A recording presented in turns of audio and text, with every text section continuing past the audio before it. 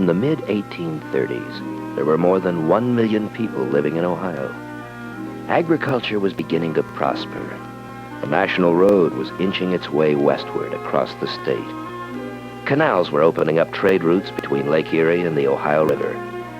An industrial revolution was underway, and Ohio was about to enter a new era.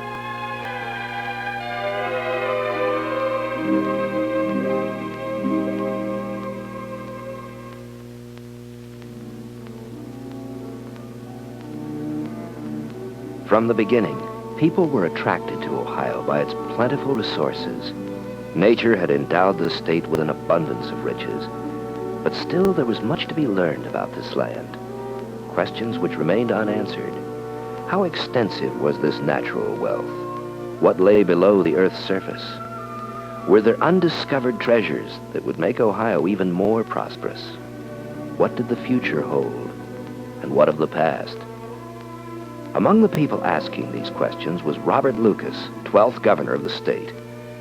Lucas proposed to find out more, and in 1835, he recommended the establishment of an Ohio Geological Survey. A committee headed by Dr. Samuel Hildreth of Marietta was appointed to look into the matter.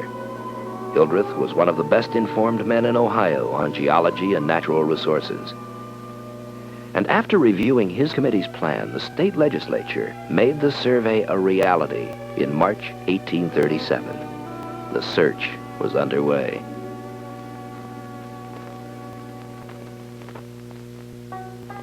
Selected to head up the enterprise was Dr. William W. Mather, a 33-year-old New Yorker who had led his classes at West Point in chemistry and mineralogy. 4 geologic assistants and a topographic engineer were assigned to help him. Their work was undertaken in a new area, with little information to guide them in their investigations. But their labors resulted in the publication of 2 slim but important volumes, the basis for future geologic work in Ohio. But soon the work was brought to an abrupt halt. With the country gripped by financial panic, government expenditures were cut back, and for 30 years, research on the state's geology was largely ignored. What new information was gained was monopolized by those who paid for it. Every financial agent of the state took pains to gather information about Ohio's geology, and all deplored the fact that information was so meager. It wasn't until 1869 that research began anew, with the distinguished J.S. Newberry as chief geologist. Under Newberry, the Geological Survey turned out a number of valuable reports. These included the first official geologic map of the state, and a number of plates detailing many of the fossils which held the key to Ohio's geologic past. But this survey lasted only 3 years, and again, geologic research continued to be intermittent until a 3rd survey was organized in 1889 by Dr. Edward Orton. Orton, who had assisted in previous work, was the first president of Ohio State University, and also its first professor of geology. Under his guidance, the survey's research was put on a more continuous basis.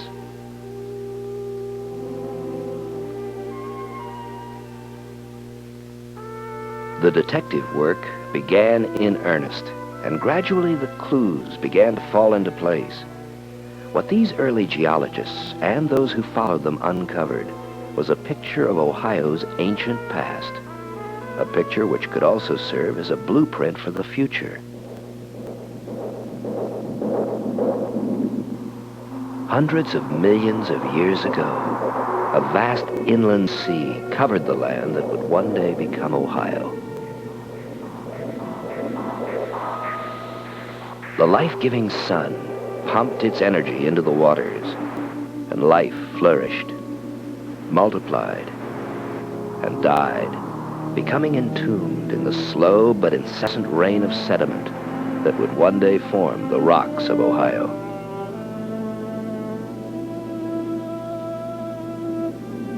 In time, the great sea withdrew, leaving behind vast, lush swamps.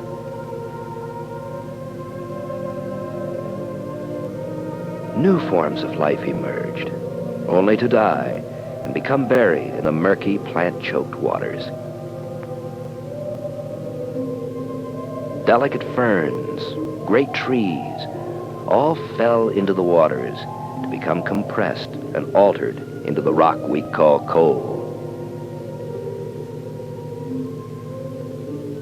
The coal swamps, as had the seas before them, eventually faded as the land began to rise ever so slowly. Great rivers meandered across the landscape, and sprawling reptiles roamed the vast floodplains.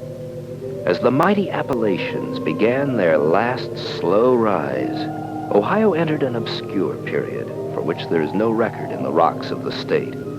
A lost interval of 160 million years when dinosaurs ruled the earth, only to vanish and be replaced by the mammals.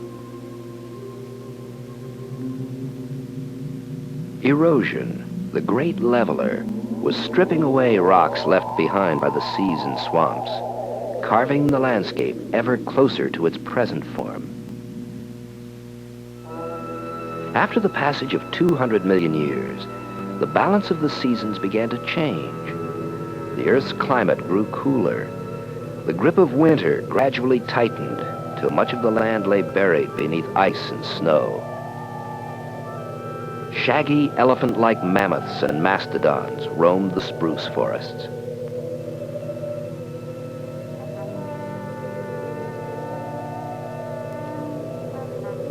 Great glaciers moved slowly southward, covering 2/3 of Ohio with ice up to a mile thick. Rock was scraped, gouged, and smoothed by the ice. Many old valleys were filled, and the landscape was blanketed by glacial debris.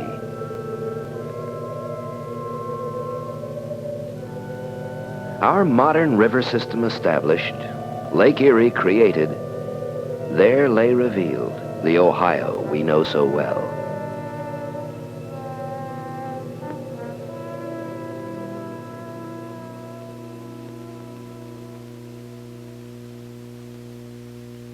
Ohioans are closely linked to the geology of their state, though few realize the magnitude of this relationship. It affects where we live and how we live.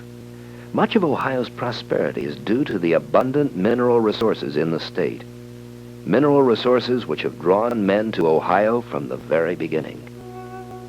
The story of perhaps Ohio's earliest mineral industry begins here at Flint Ridge State Memorial in Licking County. For more than 10,000 years, ancient Indian tribes journeyed to this area to quarry flint for tools and weapons. It was highly valued, and trails led into Flint Ridge from every direction. Specimens from the area have been discovered on the Atlantic coast, in Louisiana, and as far west as Kansas City. Flint was also of vital importance to early Ohio settlers, who used it for starting fires and in flintlock guns. In 1965, Flint's long and valuable service to the state was recognized when the rock was chosen Ohio's official gemstone. And today, Ohio Flint provides the raw material for colorful and beautiful jewelry.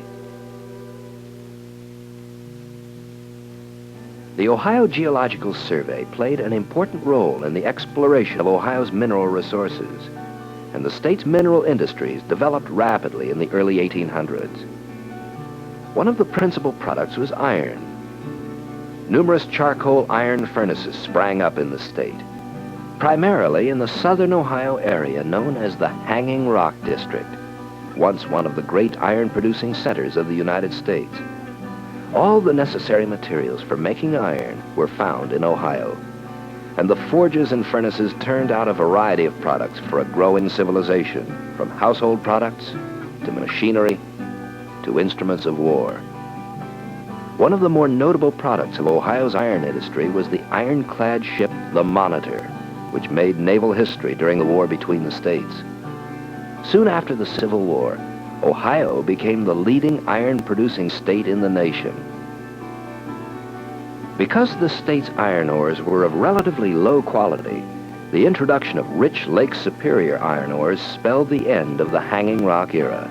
And by 1890, many of the old furnaces were in ruins. Remnants of these furnaces are still evident, and in Jackson County, the famed Buckeye Furnace has been restored as a state memorial, marking a significant period in the development of the state. Although Ohio is no longer a source of iron ore, its early start in the iron industry has enabled it to remain a leader in the production of iron and steel.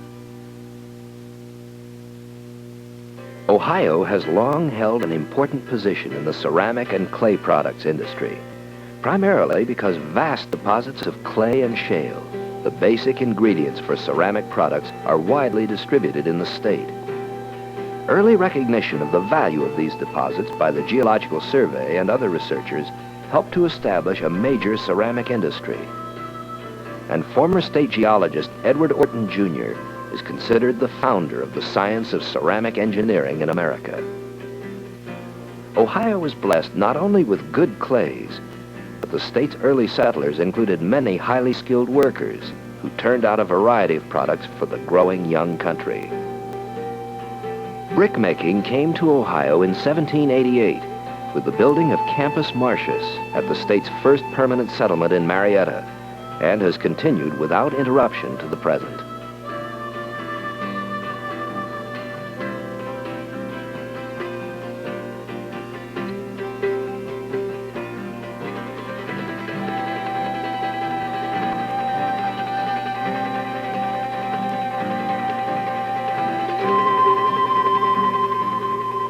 The demands for better drainage and sanitation in America's rapidly growing urban areas gave birth to the sewer pipe industry, which originated in Ohio in 1851.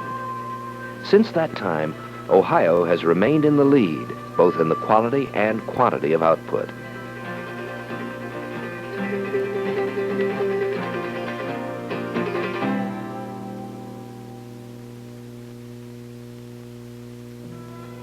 Another mineral industry which got off to an early start in Ohio was the production of salt.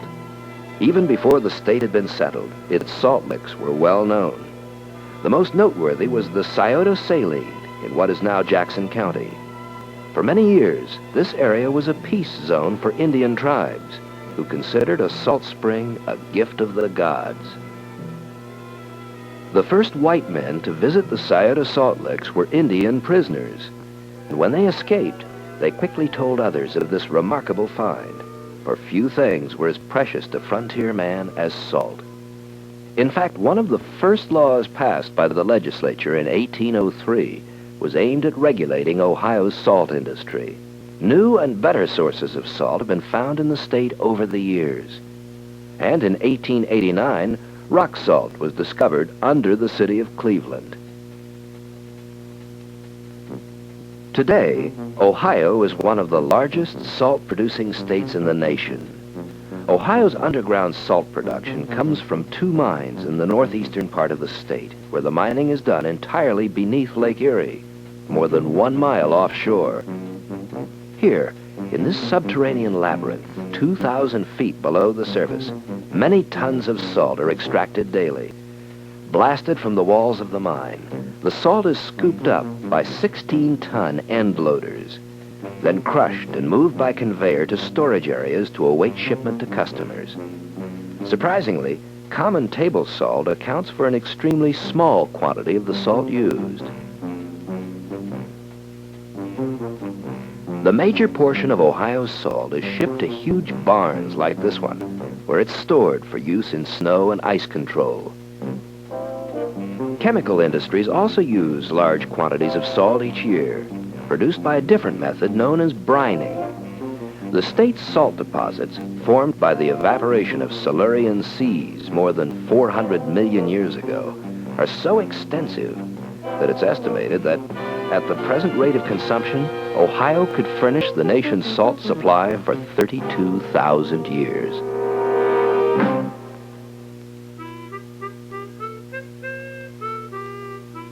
In man's search for salt, he's often come upon some other valuable mineral resources. Many early settlers encountered oil and gas while drilling for brine. This old log is all that remains of one of the first such wells, drilled in 1814 in Noble County. It was not, however, until 1860 that the commercial development of oil began in Ohio. But some decades later, oil production was booming, and for 8 years, from 1895 to 1902, Ohio produced more oil than any other state. Ohio's natural gas industry also experienced a boom in the late 19th century, but with some unfortunate side effects. In the mid-1880s, the discovery of large reservoirs of natural gas near Findlay spread excitement throughout the area. The gas was thought to be inexhaustible, and gas torches and streetlights burned night and day. As sightseers came from miles around, wells were set on fire to prove there was no end to the bounty. Offers of free gas brought new industries. Findlay's population skyrocketed, and the residents felt the area was on its way to becoming the industrial center of the Midwest. But there was an end to the bounty, and it came quickly. Despite feverish drilling, the boom collapsed, and Findlay was faced with a gas shortage. Writing about the incident in 1890, state geologist Edward Orton made these observations. If the wasteful policy that is now so largely enforced should be maintained, there is sure to be, and at no very distant day, great disappointment and reaction. Natural gas is merely a transient phase of the stored power of the earth. It is folly to talk of it as taking anything like a permanent place in the work of the world. Today, the drills of Ohio's oil and gas industry are continually probing the rocks buried deep beneath the surface, searching for energy trapped hundreds of millions of years ago in the bodies of tiny plants and animals that lived in ancient seas. Ohio's oil and gas reserves are relatively modest, yet they provide a critical supplement to the dwindling supplies available to the state's industries and consumers. Ohio's most valuable mineral resource, coal, is the foundation upon which most of the state's industry and wealth have been built. From the time of the earliest settlements to the present day, despite cultural and industrial changes, coal has played an increasingly vital role in maintaining our high standard of living. Coal began to be mined in significant amounts in Ohio in the late 19th century. It was cut from the mine walls by men with picks and hauled out by whatever means were available, men, mules, and even dogs.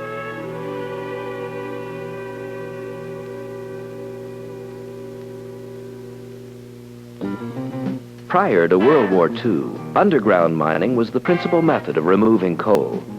But during the war, strip mining became more common, and today it's the most frequently used method. Some of the largest surface mining equipment in the world can be found working the hills of eastern and southern Ohio.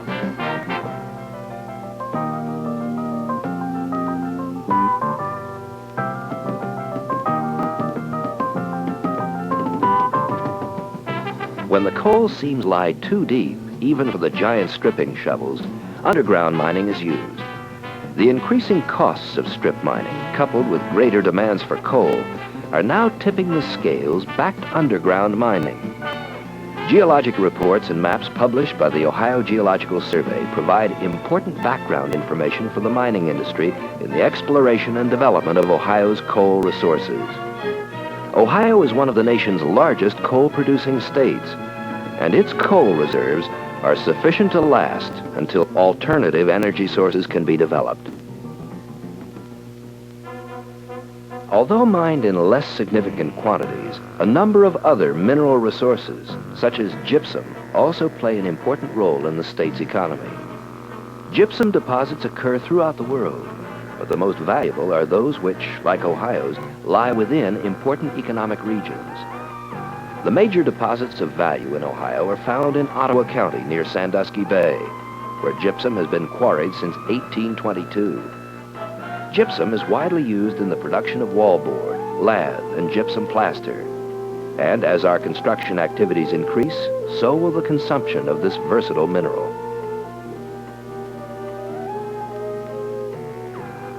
Ohio is a national leader in the production of limestone and dolomite, much of which comes from surface quarries in the western half of the state. This extensive area of thick limestones near the surface guarantees that the reserves of this mineral resource are large enough to supply our needs for hundreds of years. Millions of tons of limestone and dolomite are quarried each year in Ohio. These versatile rocks are processed into literally hundreds of products for use in agriculture, ceramics, steelmaking, lime, cement, and a host of other industries. Ohio's building stones have played a prominent part in the development of the state, and the contributions of sandstone to Ohio's early growth are evident everywhere.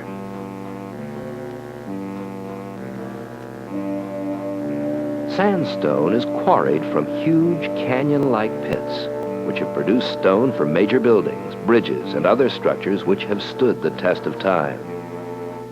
Ohio is one of the nation's leading sandstone producers, and although the use of sandstone has fallen off in the construction industry, new uses are constantly being found for this valuable mineral resource. Small but significant quantities of high-purity sand and silica flour are used in the glass and pottery industries. Sandstone is widely used as a decorative stone, and its durability makes it valuable for laboratory use. One of the reasons that sandstone's use in the construction industry has declined has been the increased use of concrete. But this has given new importance to Ohio's sand and gravel resources, which provide much of the aggregate raw materials for the construction industry. Ohio is one of the nation's leading producers of sand and gravel, but few realize the importance of these deposits to the economy.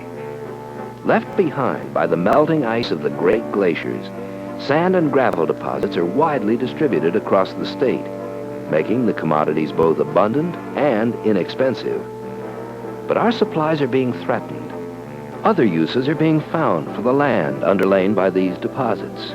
And today, the development of our sand and gravel resources is becoming a major problem.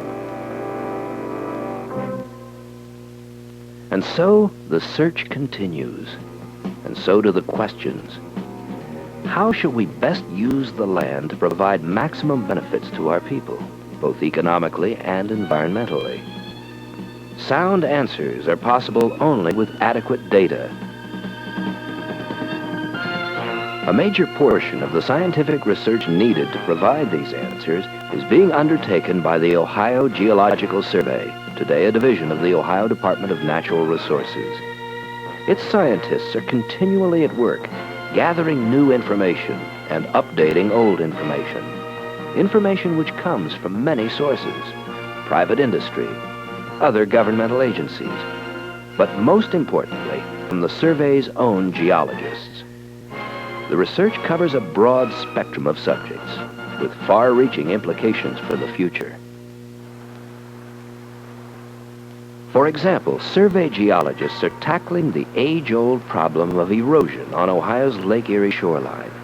Erosion which threatens the economic well-being of thousands of lakeshore residents, and which claims untold acres of valuable, irreplaceable land each year.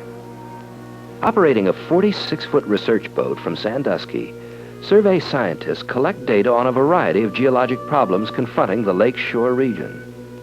With this information, the Geological Survey is able to assist hundreds of citizens and governmental and industry people every year with problems relating to erosion, development, mineral production, or planning. Geologic hazards, such as landslides, pose another threat to the well-being of Ohio's citizens. Improperly located homes, businesses, and highways can result in millions of dollars worth of property damage and untold human anguish. Information developed by survey geologists is being used to prevent future problems. A large volume of data is collected by field geologists who travel throughout the state, gathering information from a wide variety of sources. The measurements, observations, and samples taken at rock outcrops provide valuable information for a large number of geologic studies.